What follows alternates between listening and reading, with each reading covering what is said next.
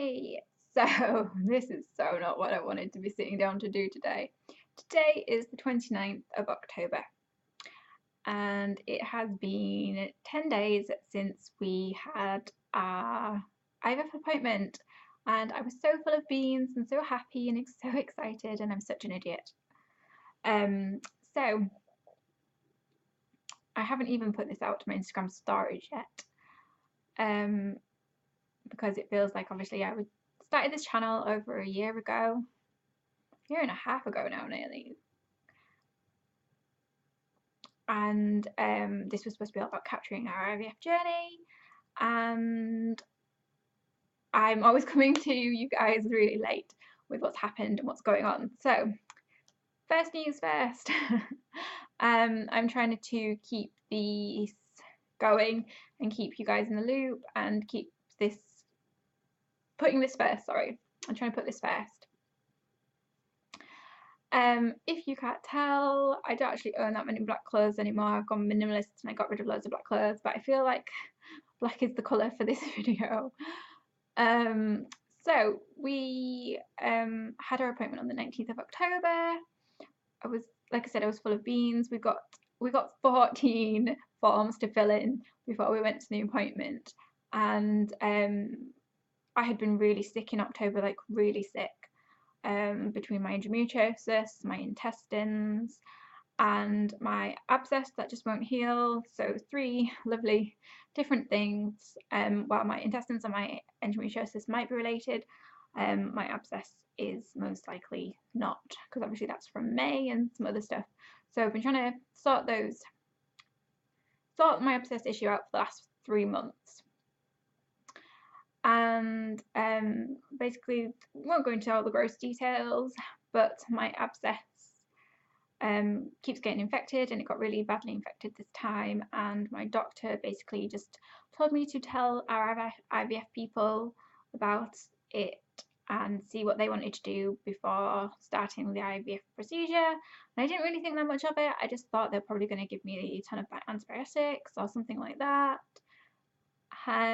However, as we went through the whole appointment, our appointment was at 11:30, and my husband and I, went through all the paperwork with the nurse. We had to take passport pictures as well for our files, which was fine because we're renewing our passports as well this year. And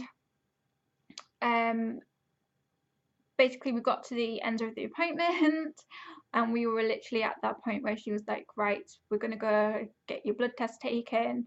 It will take 3 weeks to get some drugs sorted for you to start the IVF process. So exciting. And I then mention my abscess, because it's a perianal abscess, and it is on the inner cheek of my bottom, so it's near my bum and my vagina. So obviously it's something that they need to check that is okay to go forward with first. So our appointment was on the 19th, which was a Friday. The nurse said she would ring me on Monday after speaking with the doctor to find out what the next steps would be. And we were like, right, that's okay, it's not a big deal. My husband's off for the week, so if they decide it's all okay, we can come back in for the blood tests during the week my husband's off. It's only a 45-minute train journey, it's not expensive, we can do it, and then we can start the processes, and if they decide it's not safe, then we'll go back to the doctor.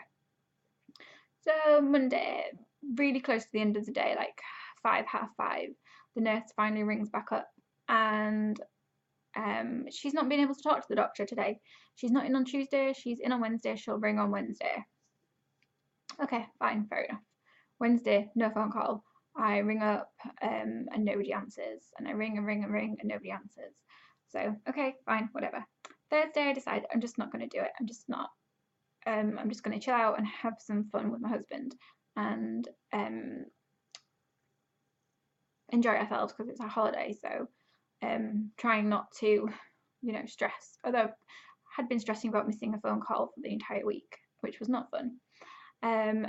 So like I say, Thursday I don't do anything. Friday, really early Friday morning, she rings me, and obviously I have sleep mode on, so my phone doesn't make any noises until 9 a.m. and she says she leaves an unanswered phone message saying she will try and ring us back Friday, some point at Friday, but she leaves the number for the clinic. So I ring again. I've got to go through to the nurse's station. I ring and ring and ring. Nobody answers. I give up. I just can't. And ironically, my mum and stepdad came to visit. Like they're a good look, but are not a good look at the same time, Charm. So they came to visit. So we hung out Friday evening and Saturday and Sunday. And Saturday, I finally get a phone call back from my nurse. So really surprised with the news that I'm expecting, which is that we're currently having to put IVF on pause while I sort out my abscess. She says, you know, I could try getting it looked into my intestines, but it's possibly my endometriosis again, because my endometriosis affected them last time and I had to have 2 inches of my intestines removed, so it could be the same thing this time. Like, my endometriosis is infecting my intestines, so they're not really too bothered or fussed about my intestines. They need the abscess to be healed before we can start IVF. Which, you know, it makes complete and perfect and utter sense, because as I said, the abscess is in a really awkward place, so it's really close to my bum and my vagina, and if they went to do the egg collection, there's obviously a concern that they could, the infection could get onto the eggs, and that's just then a whole wasted process, and it's just not great. So, yeah, that's it. There is no IVF. There is no IVF happening this year for 2018, and we are on pause again. She rang me this morning actually to say that could I ring her every month to let her know the progress of what's happening with it, because she's only paused me until January, and then obviously we'd need to then get a doctor to send us back again. So yeah, my abscess, they think my abscess is quite small. It was about a 2 centimetre wound originally back in May that they cut a chunk out of me. However, it's the very centre, which is probably not much bigger than that pencil head, if you can see it, which is quite small. The middle of my abscess that keeps getting infected is no bigger than that pencil head. It is pretty tiny. However, the concern now is that it may not just be my abscess, it may be a fissure, which means that it's a tunnel that is connected to the abscess, and that tunnel keeps getting filled up with gunk, which is making the abscess not heal up, and in which case I would need surgery to open up that whole tunnel, the fissure, and have that packed, and then have that heal up, which in itself could take about 3 months to heal, and that doesn't necessarily include how long it would take to get the surgery, and you know, how long the waiting lists are, because you know there are waits, and that's kind of got me a bit down, but there's literally nothing we can do about this. It is what the fuck it is. So I need to now wrap my head around the fact that there will be no baby for 2018, and most likely no baby for 2019 either.